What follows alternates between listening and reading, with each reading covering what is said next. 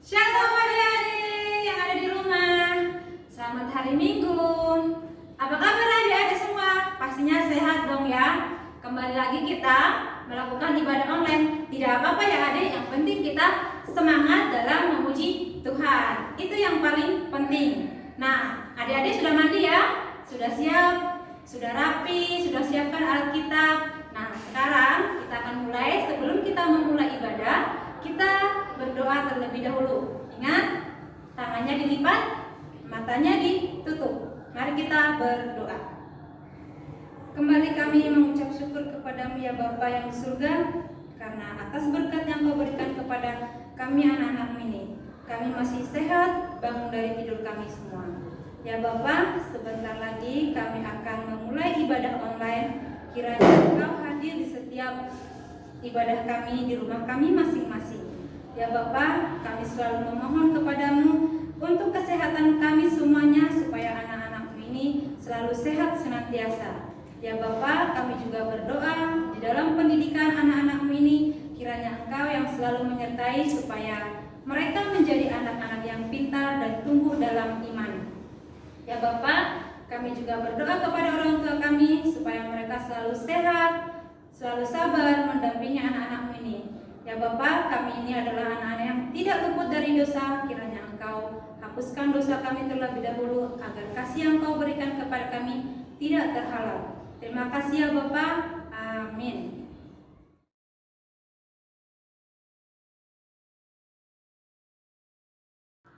Adik-adik, mari kita bernyanyi ke gunung tinggi ku naik. Musik.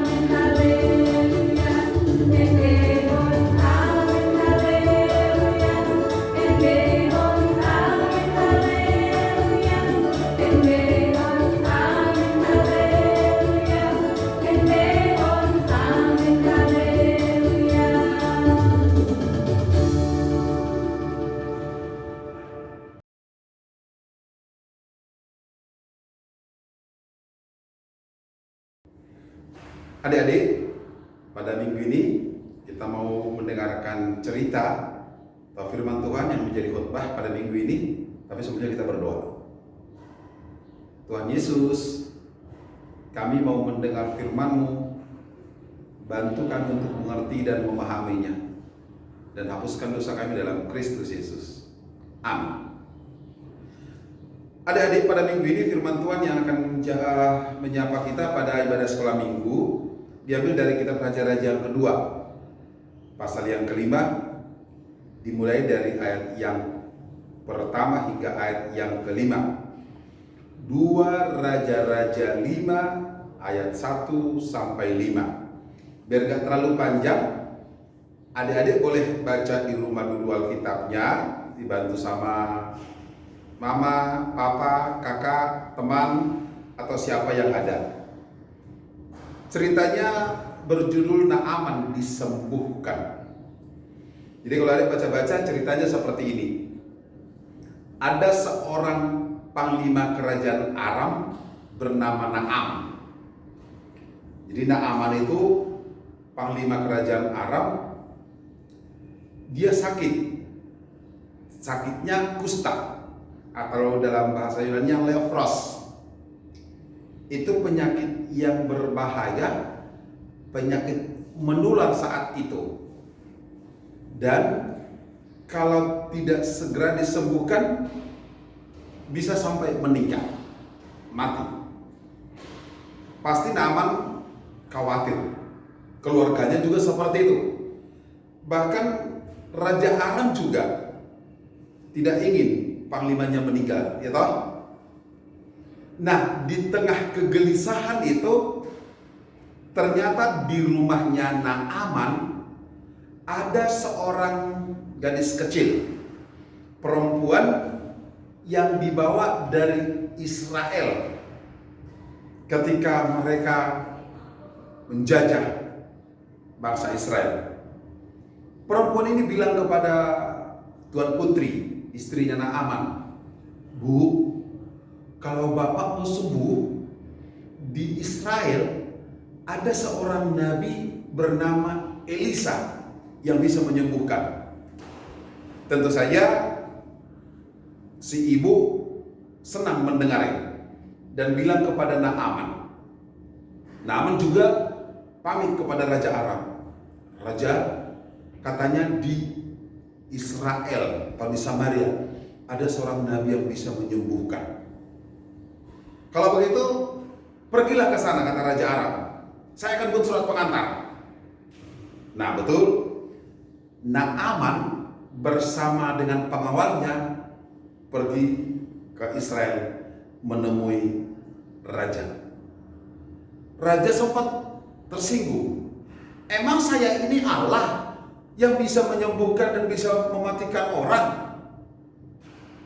Kemudian raja sampai mengoyakkan jubahnya karena merasa dilecehkan, nyeleneh. "Masa saya menyembuhkan orang sakit?" Begitu pikirnya raja. Elisa mendengar ini, raja kok marah, raja kok koyakkan jubahnya. "Oh ya, bilang datang ke saya," gitu. Dan akhirnya Naaman dan panglima-panglimanya datanglah ke Nabi Elisa. Terus setelah Elisa didatangi, Elisa bilang begini, "Pergilah mandi 7 kali ke sungai Jordan, maka tubuhmu akan pulih." Pergilah mandi 7 kali ke sungai Jordan, maka tubuhmu akan pulih. Nah, si Naaman itu juga apa sih maksudnya? Kenapakah harus ke Jordan? Bukankah di tempat kami ada sungai Abana, ada sungai Parpar, sungai Damsi, jauh lebih bagus dari sungai Jordan. Kenapa harus ke sana?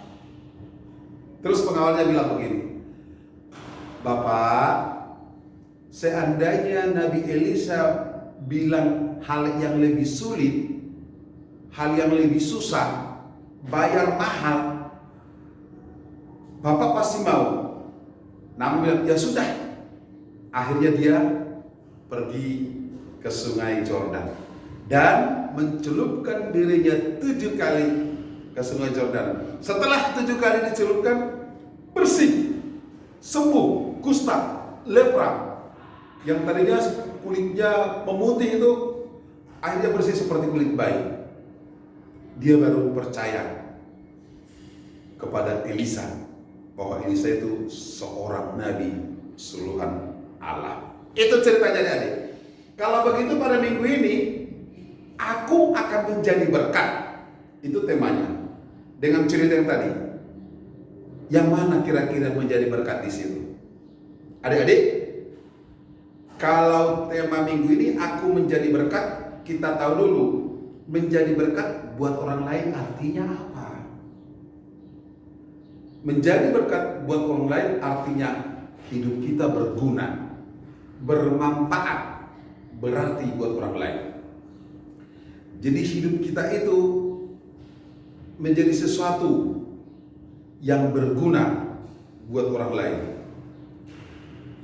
Apa sih yang berguna dari kita? Boleh tenaganya kita. Ketika orang membutuhkan, kita kasih pertolongan kita hanya dengan tenaga. Itu juga menjadi berkat. Atau kita tidak bisa dengan tenaga, mungkin kita punya materi, punya duit, atau sesuatu yang bisa kita sumbangkan, boleh pakaian. Ketika ada gempa, kita mengirim pakaian. Atau ketika terjadi bencana alam, kita mengirimkan sumbangan dana. Itu juga menjadi berkat. Atau ketika ada permasalahan, kita punya pemikiran, kita punya ide, kita punya pendapat. Gini loh, sekolah minggu HGBW Cilacap biar maju, kita harus kompak, kita harus saling menolong, kita harus bergandeng tangan, kita harus nurut. Apa kata kakak guru sekolah minggu? Misalnya gitu. Itu juga menjadi berkat. Atau hanya kalimat yang bagus, kata-kata yang indah. Ketika kita bilang terima kasih kepada orang, dia senang, itu sudah menjadi berkat. Ketika kita bilang selamat ulang tahun ya kepada ulang tahun, itu sudah menjadi berkat. Atau kita boleh kasih kata-kata memotivasi. Ayo maju, ayo belajar, yang semangat ya, itu juga sudah menjadi berkat. Banyak lagi yang kita boleh tunjukkan pada orang lain supaya kita menjadi berkat buat orang lain. Bisa bagaimana kita peduli, bisa bagaimana kita menolong, bisa bilang ke orang-orang yang kita sayangi atau orang-orang terdekat kita agar bersama-sama berpartisipasi. Itu juga bisa menjadi berkat. Dalam cerita tadi, siapa yang menjadi berkat? Ternyata gadis kecil yang dibawa dari Israel, yang diculik sebenarnya itu, yang diambil dari orang tuanya, tapi dia yang memberitahu bahwa di Samaria, bahwa di Israel ada seorang nabi yang luar biasa, utusan Tuhan yang bisa menyembuhkan Naaman. Berarti gadis itu bisa menjadi berkat. Dan kalau kita baca cerita selanjutnya, akhirnya Naaman juga menjadi berkat. Karena setelah dia sembuh, dia menceritakan betapa luar biasanya Allah, betapa baiknya Allahnya orang Israel. Atau pengawal-pengawal panglima itu juga bisa menjadi berkat. Dia bisa meredahkan amarahnya Naaman. Bapak, gak usah marah. Kalau Nabi bilang hal yang sulit, Bapak kan mau. Akhirnya Naaman nurut. Berarti pengawal itu juga menjadi berkat buat Naaman. Istrinya juga menjadi berkat buat Naaman. Coba istrinya tadi gak bilang ke Naaman sebagai suaminya, Naaman gak bakal sembuh. Nah ternyata semuanya berperan untuk menjadi sesuatu, menjadi berkat buat orang lain. Adik-adik di rumah juga bisa menjadi berkat. Menjadi berkat buat orang tua ketika kamu menjadi anak yang baik. anak yang penurut, anak yang gak susah diatur, anak yang punya prestasi di sekolah, anak yang membanggakan orang tua. Atau adik-adik boleh menjadi berkat buat teman-teman. Ketika mau menolong, mau membantu, saling mengingatkan, tidak pernah berantem, tidak pernah buat susah, tidak pernah buat onak. Atau adik-adik boleh menjadi berkat buat kakak-kakak guru sekolah minggu. Ketika ada tugasnya dikasih hari Minggu, adik-adik nurut, mau mengerjakan, kirimkan. Karena itu buat kebaikan adik-adik juga toh. Ditayangkan di YouTube, akhirnya bisa lihat saudara kita yang jauh, ditonton di YouTube-nya. Oh, itu anak sekolah minggu Cilacap, itu ponakanku loh, itu bereku, itu paramanku, itu mainku. Nah, seperti itu. Nah, menjadi berkat, itulah tema kita. Bagaimana cerita Nak Aman disembuhkan menjadi pelajaran buat kita. Semoga adik-adik menjadi berkat dalam kehidupan kita. Amin. Kita berdoa. Terima kasih Tuhan Yesus. Kalau kami Tuhan ingatkan menjadi berkat buat orang lain, bantu dan tolong kami. Dan biarkan kami punya semangat, punya motivasi, punya kemauan menjadi berkat buat orang lain. Buat orang tua kami, buat saudara-saudara kami, di lingkungan kami, di tempat sekolah, di gerejamu, atau dimanapun kami, agar selalu menjadi berkat. Hapuskan dosa kami Bapa, dan terimalah doa kami hanya dalam Kristus Yesus. Amin.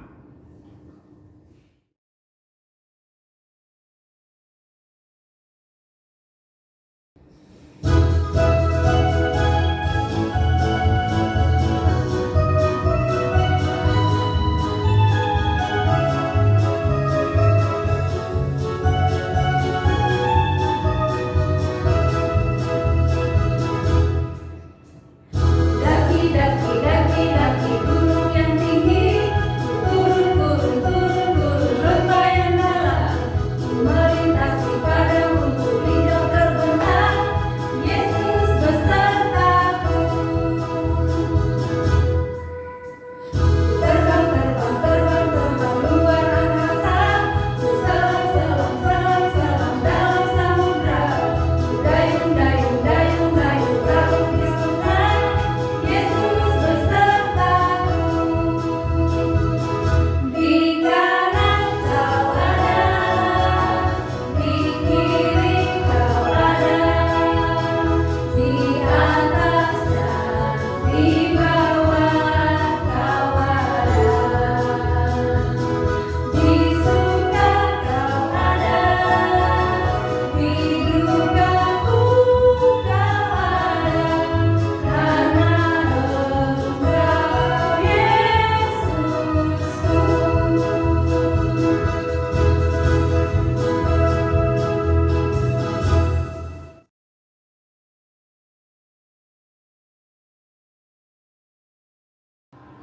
Adik-adik, sebelum kita mengakhiri ibadah, mari kita bernyanyi sambil mengumpulkan persembahan. Kita bernyanyi Las Rohaku Lo Memuji. Musik.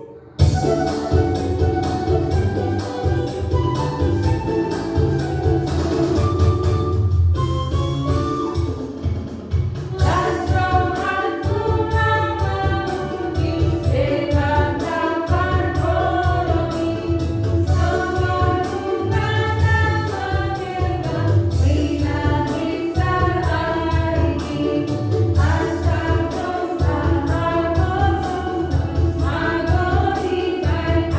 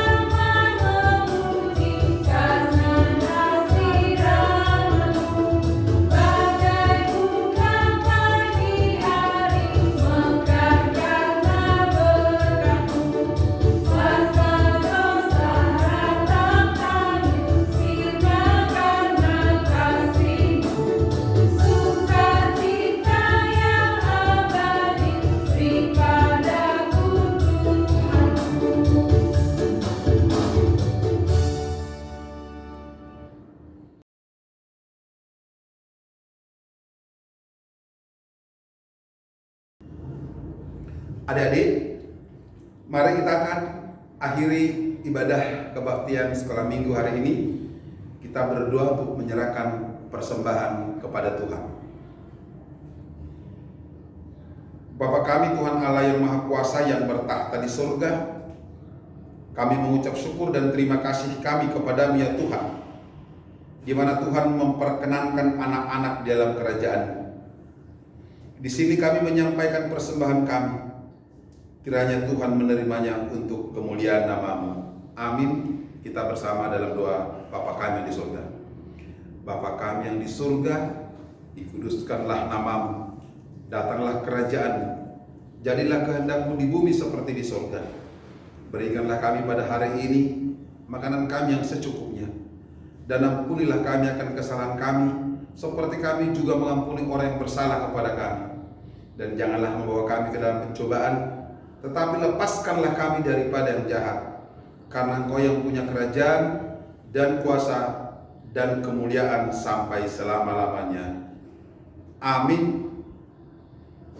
Tuhan memberkati engkau dan melindungi engkau.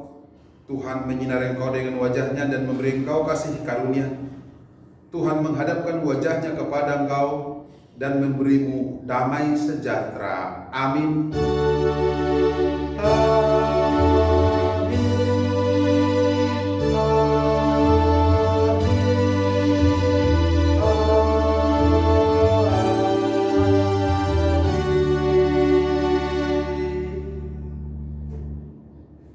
Selamat hari Minggu, Tuhan Yesus memberkati.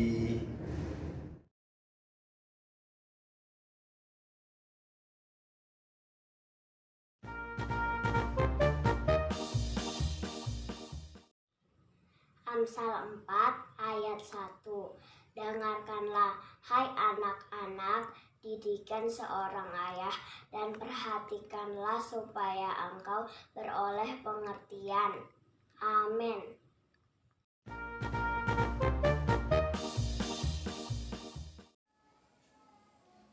Amsal 4 ayat 1. Dengarkanlah, hai anak-anak, didikan seorang ayah, dan perhatikanlah supaya engkau beroleh pengertian. Amin.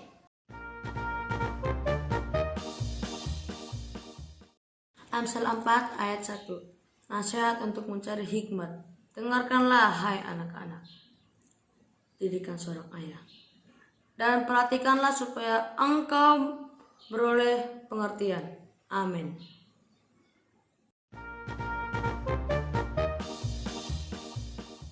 Shalom, aku Daniel. Hari ini aku mau membaca firman Tuhan yang diambil dari Amsal 4 ayat 1. Bunyinya, dengarkanlah hai anak-anak, didikan seorang ayah, dan perhatikan supaya engkau beroleh pengertian.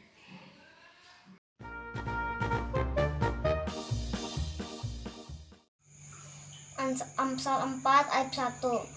Dengarkanlah hai anak-anak, didikan seorang ayah, dan perhatikanlah supaya engkau beroleh pengertian.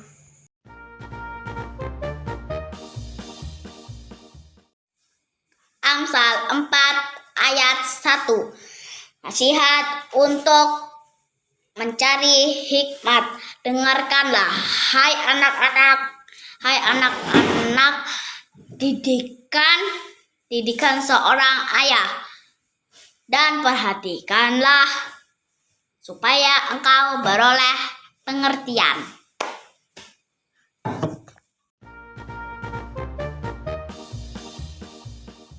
Amsal 4 ayat 1.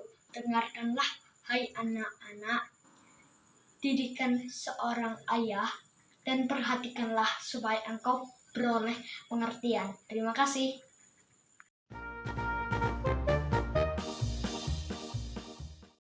Nama saya Jonathan Apian Hutagaor.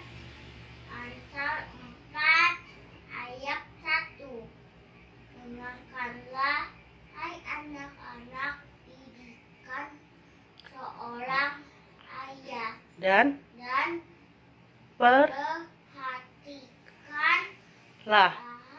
supaya supaya engkau beroleh boleh pengertian. amin. Hai, nama saya Jonathan Apian Hutagaul, umur saya 5 tahun. Hai, nama saya Fiona Florencia, umur saya 5 tahun. Amsal 4 ayat 1. Dengarkanlah, hai anak-anak, didikan seorang ayah dan perhatikanlah supaya engkau